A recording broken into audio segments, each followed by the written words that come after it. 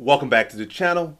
In this video, I'm going to be quick and to the point. So, former Glory kickboxing champion and last man to beat former UFC light heavyweight champion and former two-division Glory kickboxing champion and also former two-division UFC champion because he was a middleweight champion too, Alex Pereira. But last guy to beat Alex Pereira in kickboxing, Artem Vakhitov, has decided to leave the UFC and MMA to go back to kickboxing, and for a good reason. He said he just got signed to a 12K to show, 12K to win. So if he goes the most money he can win, just straight up from the contract, pure fight is 24K. If he gets a big knockout or somehow a submission or a fight of the night or something, or a performance bonus, maybe you get an additional 60K. But he was getting pretty much the league minimum or the UFC minimum, 12K to show, 12K to win, type thing. So he was getting lowballed on his contract, and Russia got unbanned from kickboxing, Glory kickboxing. So as soon as that happened, he was already back to Glory kickboxing. He's already in a big matchup with the reigning Glory heavyweight kickboxing champion Rico Verhoeven, who's been on top for 8 years, if not more. Been on top for a very long time. But yeah, I'm not gonna talk so much about that matchup. But obviously, he's going to get paid some good money for that fight. Big fight right there. I'm pretty sure he's gonna get at least 100, 200, 300K for that fight, if not more. I don't think he'll get no meal for that fight, but he might get like 500, maybe at most 800K. But either way, he's gonna get a lot of money for that fight. Way more, multiple times, 10 times, 20, 40 times more than the 12K to show and 12K to win type of thing that the UFC was offering. But that's besides the point. But what I'm really trying to say in this video, that's all interesting enough, and he's making the right decision. But I think the UFC made the right decision as well as far as his contract for the most part. They could have paid him a little bit more. By the way, the money they were going to pay him, or the most money they could have paid him, still would not have been, what Glory, the money he can make in Glory. Because obviously he's done his dealings in Glory. So he already has more than a name. He already has a legacy there.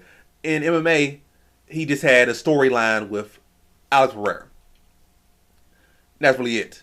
And to be honest, I don't feel like the UFC lost and lost out on him. And I feel he's made the right decision. And I feel like the UFC's made the right decision, to be honest. Like, they could have paid him a little bit more. Maybe paid him like 30K to show, 30K to win. And I feel like that should have been the maximum. Because based on what I saw in his fighting, like prior to the UFC, his MMA fighting, not his kickboxing, but his MMA fighting, and even in his kickboxing, I don't feel like his style was one that could translate over. Like the way that he fought so much bigger in weight class than his actual size. Cause he's really like a smaller guy. He's not that big a guy. I think he's like 6'1", but he's not very muscular, not very dense. If anything, if he wanted to cut, he probably could go down to like welterweight, to be honest. And he's fighting at light heavyweight, carrying a lot of extra fat. And he don't really have big power. He's a technical guy, but he's not really a big puncher. He's more so like I said, he can knock you out, but really clean, sharp punches and accumulation, especially against good competition. So he's not really that big one punch guy. His grappling definitely was very not there. Over time he could develop to a fighter, but a better fighter. But again, I feel like ultimately he would end up dropping lower weight class, and I don't feel like he would have been a successful light heavyweight. So yeah, the 12K to show, basically I'm gonna say 24K was definitely a big low ball. But really, where he was at in his career, in his martial arts journey, his mixed martial arts journey, I feel like he was not in the area of his career where he should be getting paid the big bucks. And he had a lot more to prove. And I feel like his contender series performance was underwhelming. And I've seen people that had way better contender series performances and look way more the part of a fighter that should get a contract, and they did not get contracts for their performance than what he did and what he got a contract for. Again, it was all based off because he had a win. Him and Pereira 1-1 with each other in kickboxing. And he was the last one to have a win over Pereira in kickboxing. So that was pretty much the angle. But he was definitely not there yet as a fighter. And I was pretty sure he's gonna get exposed pretty soon in the MMA game. I don't think he would have made it to a title shot unless they really did a whole lot of work. And even then, he might feel like light heavyweight is weak or this and that, but it might be weak at points. But at the top, it's not gonna be no easy path to no title fight. It's not. And again, he don't have the upside like Adesanya. Like in Pereira, they have longer builds and they're more dense and they have more to build on. Vakhitov could try to put on muscle, but I don't feel like he ever will truly be a true light heavyweight or even a true middleweight, or as far as MMA goes. Because in kickboxing, he not really is physically imposing, but MMA there's grappling, and that's a very big part of it. If you just don't have the physical size or the skills to make up for that physical size, whether it be in the striking department. He obviously has the technical skills to make up for the size and striking, but he definitely does not have that to make it up for in grappling. He would have got embarrassed very badly. And I'm pretty accurate on when I say stuff like that. On who I could feel could be champions, who I feel won't be champions, and who has this and that. And I'm pretty sure he would not have went very far in MMA. And it's one case like UFC knows when to lowball for the most part. Every now and then, a fighter will exceed what the UFC thinks, and then in the long run, if they do exceed their potential, the UFC will somehow end up getting them, whether it be in their late 20s or like early 30s, they'll eventually snag them back, or like 4 years down the line, they'll snag them back and get them eventually. But so the UFC rarely ever loses when analyzing talent. They would have been able to market him very well, and test run him and not put him on no big contract where they would have lost money out on him, because if he would have failed, which most likely would have happened. But yeah, I don't think the UFC lost out, and I don't think fans really lost out, to be honest, because what I saw in Contender Series was not impressive at all.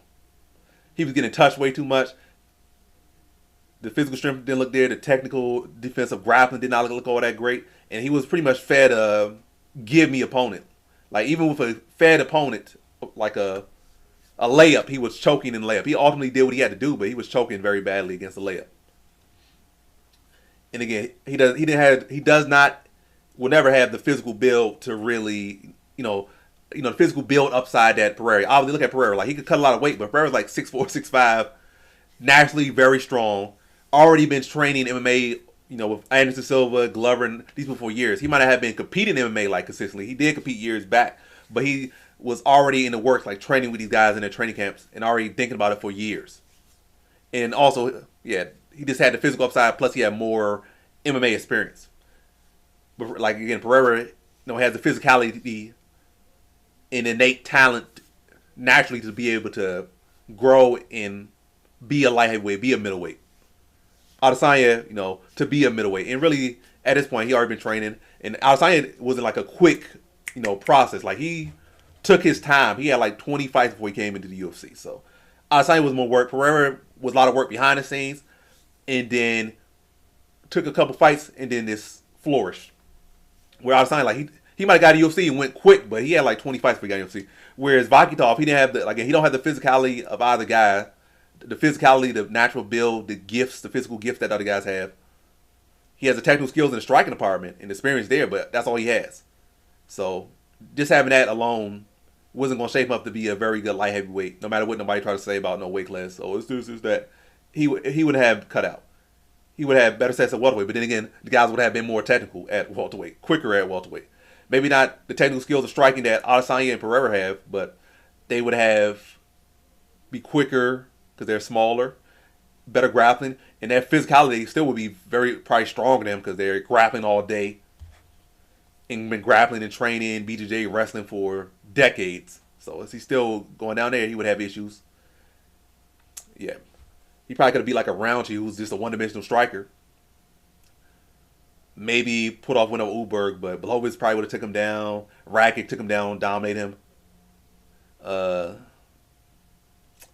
There's other guys, like, it's plenty of people that would just wrestle them, or like, what's the name, Krylov wrestle. It's like, again, it's a bunch of people that probably would just easily wrestle. Even Iwan Kudilava would probably just wrestle him up.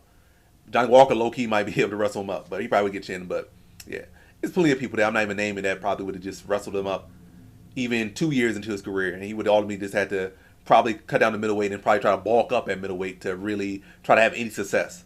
And then that would have just threw off the whole potential matchup of him with Pereira, which would be the reason why they were so interested in him anyway. So he would never have cut it as a light heavyweight. It would have to be the very most perfect scenario, like literally, everybody getting injured, and then he just gets a quick step up to fight Khalil Roundtree or something, beats Khalil Roundtree. And even against Khalil Roundtree, he might low-key get upset, because Gokhan Saki thought it'd be an easy fight. I thought it'd be an easy fight with Gokhan Saki. It was a striker versus striker, and Gokhan Saki supposed to be one of the greatest kickboxers of all time, and he got knocked out by Khalil Roundtree. So MMA is definitely a different ball game. But yeah, all I'm saying is the point of this video is nobody lost out. He got to test himself in the UFC, kind of, on the Contender Series.